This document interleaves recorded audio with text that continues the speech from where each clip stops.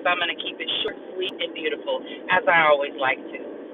I had the opportunity to watch the services for the sweet, sweet soul of Nolan Wells, the young man whose body washed ashore after he went on a boating trip, 4th of July, did not return with his friends safely, and there's a lot of mystery surrounding it.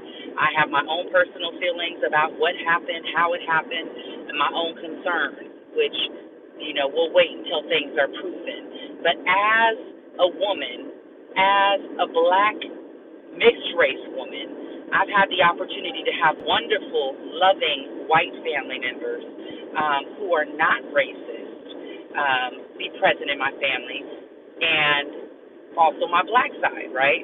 So I know what it feels like for a wholesome person to be around me, whatever race it is, right? It can be black, brown, purple. You know what I'm saying? Because there are people who are discriminatory in every race, right? And this is not just a construct that affects us in America. This is a construct that socially spreads across the globe. There is research about it. These are facts.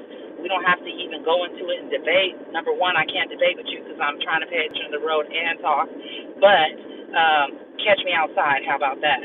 We can do it after.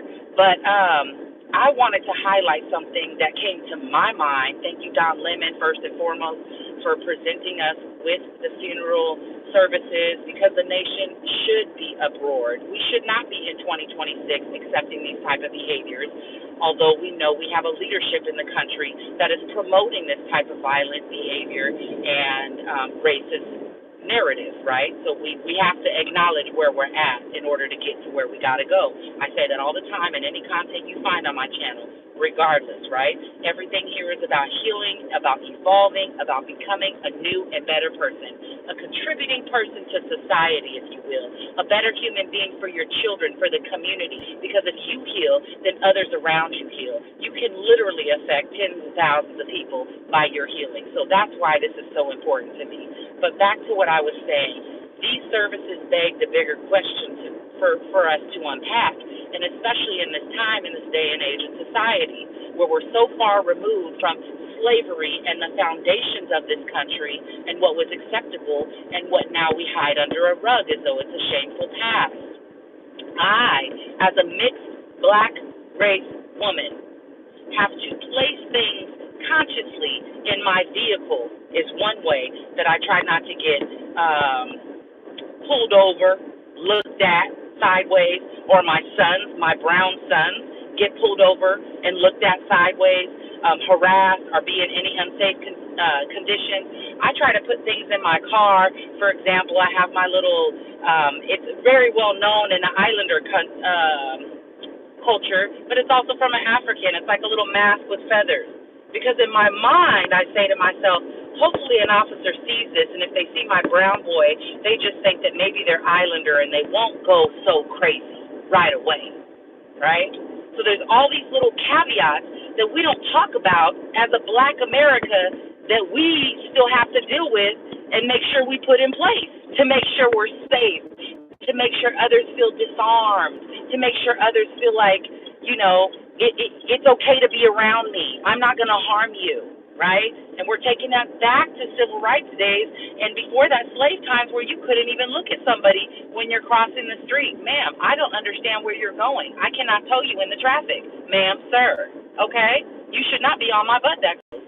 Thank you very much. But I really want that conversation to be opened up, not because I want to point the finger at white people. Because as I said to you, I'm a mixed race woman. So at the heart of it, my heart is like, wow, like I've experienced love on both sides, right? So it's conflicting for me. But I understand the truth of a nation of where I come from. And I can't lie about that. But the conversations we should be having to help others understand, others being white or whatever other nationality doesn't understand, and say, why do you have to have this conversation in social media? Why do we need to even highlight this case?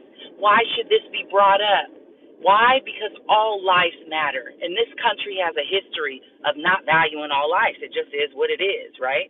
So the conversations that I hope that we get to in this place, regardless, is to be able to share what it looks like to be black in America, What are the things I need to put in place to make sure I'm safe, or that I need to put in place to make sure my children are safe? What do those conversations look like? You know what I mean? And it's hard to say that, because on the other hand, I'm kind of going like, should you be sharing it to everybody? How y'all doing? Blessings. Thank you for chiming in. Thank you for watching. Should you be sharing that with everybody? Because God forbid someone else circumvents it, right? And has ulterior motives. But my point is still this, and I'm hoping that Don Lemon brings more guests on and panels on to really highlight these conversations. Black Lives Matter, right? That's what the movement was at the forefront. All lives matter, right? We are all on this planet. We are all in this space. I don't wish for nobody's child to be harmed.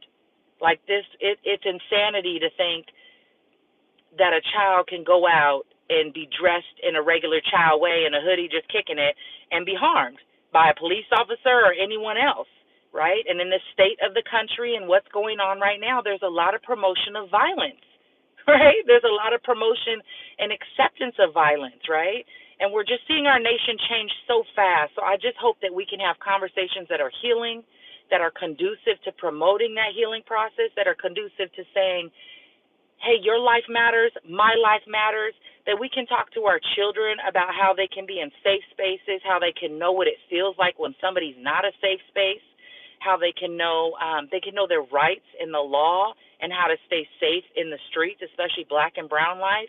I mean, it's a lot happening, not to mention ICE, right? Like, it's a lot happening. It's a lot of chaos, and there's no mistake for them publicizing it, right? The publicizing of things is going to enrich your energy of anxiety, of every other toxin that you can embrace in your body. It's increasing your hormones. It is arresting your nervous system, and there's no mistake for that being done, okay? As a society, I am pushing for us to heal. I am pushing for us to unite, and I'm asking for those that are of the communities that are not marginalized to stand up and do what is right, right? Those that know the information about Nolan Wells and what has happened to him, come forward. I mean, they're offering reward money. That money could take you to a different city. Go on and hide out, right? But these old ways of the past need to be, like, dismantled. And right now, now's the time, right?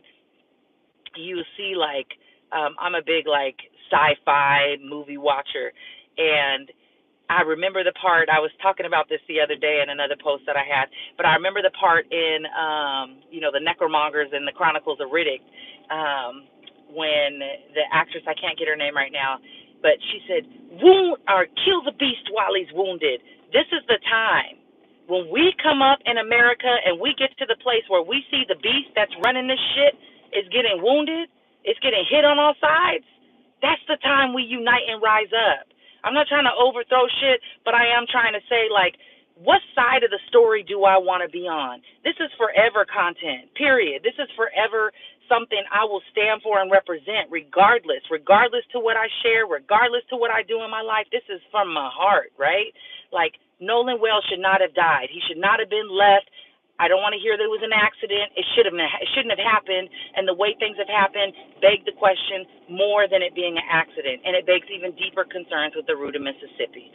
That's just all there is to it. We have to acknowledge all of that as facts. Like, these are truths, right, that we hold, right? And then we have to go back to the truths of this country that it was founded on. We hold these truths to be self-evident, right, that every person deserves, every person. And so I'm just saying to y'all, whoever watches this, whoever picks it up, you know what? Love yourself. Love the one you with. That's the only way to heal as a nation. That's the only way we can be united. If you don't do your work and do your healing, you're going to be out here wounded, struggling, and you'll be no good to anybody. Not to me, not to your children, not to anybody, right? And we as a nation need to heal. So we need you. We need you to heal, right? Forgive those things. Release those things. The things and the tragedies you've experienced that are not your fault. If you hold on to them, they're no longer going to protect you, okay? You got to purify yourself, get your spirit right, get your mind right, so that you can edify yourself and those around you. Do your mirror work. Do your journaling. Do your affirmations. Do it all. Whatever you got to do to get to the root of it, heal. And then stand.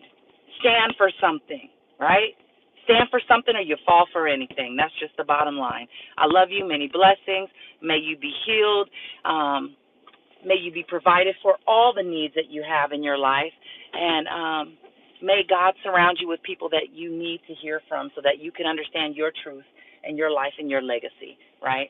How do you want the story to be told? How do you want the story of your life to be told? How did you make a difference? All right? I'll leave you with that. Many blessings.